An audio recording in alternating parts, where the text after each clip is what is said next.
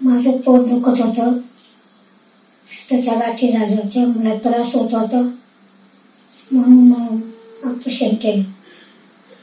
Operation व्यवस्थित आहे, काही दुखत नाही. माझी आई वय वर्ष 70. आम्ही मनसरमध्ये प्रथमतः ट्रीटमेंट घेतली, परंतु काही तपासण्या केल्या असता पित्ताशयाजवळ गाठ आढळली. आम्हाला त्या डॉक्टरांनी डॉक्टर महेश पवार यांचा पत्ता दिला. आम्ही या ठिकाणी आलो.